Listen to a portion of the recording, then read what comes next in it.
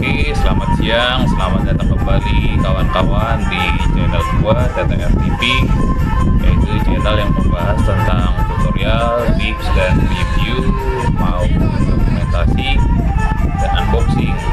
Oke, kali ini kita akan membahas cara pengukuran besar cc motor setelah kita lakukan misalnya ball up.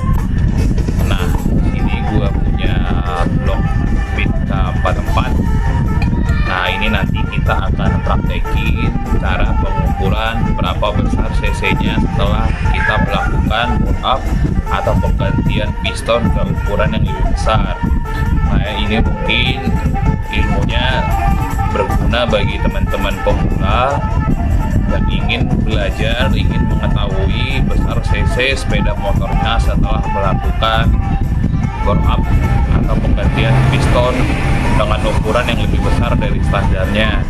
Nah, ini mungkin untuk teman-teman yang bengkel ya tentu sudah lebih paham. Oke, langsung aja kita lakukan dan praktekkan. Oke, selanjutnya kita langsung aja praktekin cara mengukurnya setelah kita melakukan penggantian piston yang lebih besar. Nah, ini misalnya gue punya blok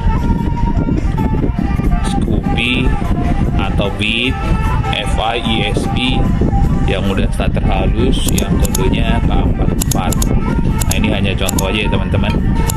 Nah, ini gue punya blok dan punya pistonnya. Nah, ini pistonnya punya Vario 125 yang standar yang kodenya KWN. Oke. Nah, ini kita akan melakukan cara mengukur cc-nya setelah kita menggunakan piston ini. Nah, tentunya kalau kita pakai piston standar, nah ini piston standarnya diameternya 50. Nah, ini cc-nya 110 cc. Nah, ini nanti akan kita praktekkan juga ketemu 110-nya itu dari mana. Oke, kita langsung ke yang Vario 125 dulu. Nah, untuk mengetahui berapa besar cc-nya, nah kita tentu butuh yang namanya diameter dari sebuah lingkaran ini atau diameter dari piston ini. Nah, diameter dari piston ini kita bisa ukur atau kita cari tahu di internet, atau kita kalau punya Sigma kita bisa ukur. Cuman di sini gue punyanya adanya penggaris, tapi nggak apa-apa karena ini kan kita hanya melakukan metodenya aja. Cuman untuk pengukuran yang benar sih sebaiknya kita pakai Sigma atau jangka sorong, atau sebetulnya di pabrikannya atau di dusnya sudah ditulis. Oke. Nah, untuk ini dia diameternya sebesar 52,4 mm. Oke, itu untuk milimeter. Ya, oke. Nah, setelah kita mengetahui kerja dulu ya. Nah, setelah kita mengetahui diameter dari piston tersebut, nah kita butuh tinggi ruang bakar yang ada di piston ini. Nah, caranya kita gimana cara melakukannya? Nah, ini ibarat blok ini terpasang pada sepeda motor. Nah, ini kita butuh TMA dan TMB. Nah, TMA itu adalah titik mati atas. Jadi kita posisikan pada posisi top seperti ini. Oke, atau TMA. Oke, lalu kita ukur sisa atau celah antara si piston ini dengan dinding liner ini. Oke. Nah, misal kita melakukan pengukuran, misalnya dia, nah ini contohnya dia 1 mili. Oke. Nah, ini setelah kita dapat TMA, jadi dia antara si posisi top seher dengan liner dia masih tersisa 1 mili. Nah, selanjutnya kita akan putar pada TMB atau titik mati bawah seperti ini. Kita posisikan piston misalnya berada paling bawah. Oke. Makasih ya, Bang.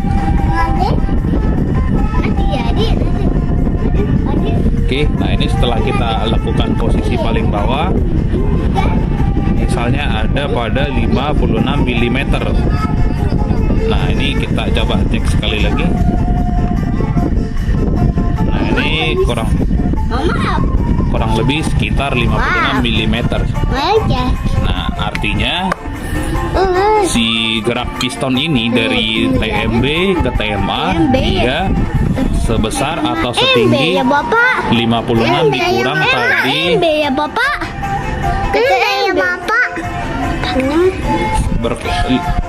56 dikurang tadi 1 mili yang masih sisa di sini.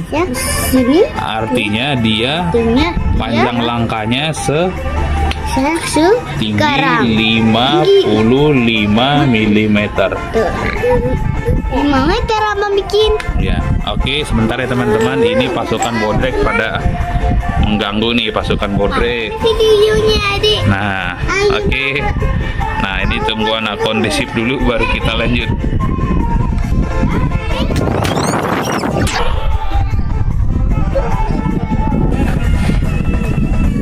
Oke, setelah kita mendapatkan diameter dari piston ini dan panjang langkah dari si liner ini atau ruang bakar ini, selanjutnya kita bisa melakukan penghitungan dengan rumus sebagai berikut. Guys, sebelum kita lanjut videonya, jangan lupa di subscribe dan ditekan tanda loncengnya agar mendapat notifikasi video terbaru dari TTR TV. Yuk disimak sampai habis. Nah, ini tadi untuk diameternya 52,4. Nah, ini panjang langkah atau tingginya 55 mm. Nah, selanjutnya kita akan melakukan perhitungan, yaitu volume sama dengan radian dikali R kuadrat dikali tinggi. Nah, R kuadrat ini adalah jari-jari, tinggi adalah tinggi dari liner antara TMA ke TMB yang tadi, yaitu sebesar 55 mm. Nah, untuk radian itu nilainya sama, radian sama dengan 22,7 atau sama dengan 3,14. Oke, nah dari sini kita dapat menghitung, yaitu volume sama dengan radian itu kita pakai 33,14 saja dikali R kuadrat. Nah, R kuadrat itu adalah setengah dari diameter. Nah, 52,4 dibagi 2 itu kita dapat angka 26,2 kuadrat dikali tinggi dari antara TMA dikurang TMB yang tadi, yaitu 55 mm.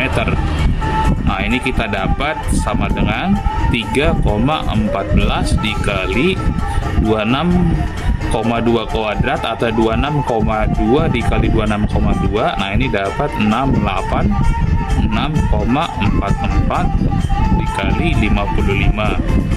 Oke, nah ini sama dengan 118.548 mm. Nah, ini kita kalau mau jadikan cc berarti dibagi 1000. Nah, ini sama dengan 118 cc atau dibulatkan menjadi 120 cc. Oke, jadi kesimpulannya ketika kita yang pengguna motor beat injeksi maupun ESP, ketika kita mengganti pistonnya dengan standar Vario 125 yang diameter pistonnya 52,4, maka cc sepeda motor kita sekarang menjadi 120 cc secara teoretikal. Nah, inilah hitung-hitungan kasarnya cara menghitung besarnya cc pada sepeda motor. Nah, semoga bermanfaat. Iya deh. Pak, apa nak? kenapa udah banyak? Iya, nah semoga bermanfaat ilmu yang gue bagikan, bagaimana cara menghitung volume ruang bakar atau cc sepeda motor yang nilai atau yang pistolnya sudah diganti dengan ukuran yang lebih besar. Semoga bermanfaat. Jangan lupa di like, di komen, dan di subscribe karena subscribe itu gratis ya teman-teman. Dan jangan lupa dinyalakan tombol loncengnya agar mendapat notifikasi video terbaru dari channel gua ini, dan gua lebih semangat lagi membuat videonya. Sekian dan terima kasih. Lupa subscribe. Tombol loncengnya. Terima kasih. Terima kasih.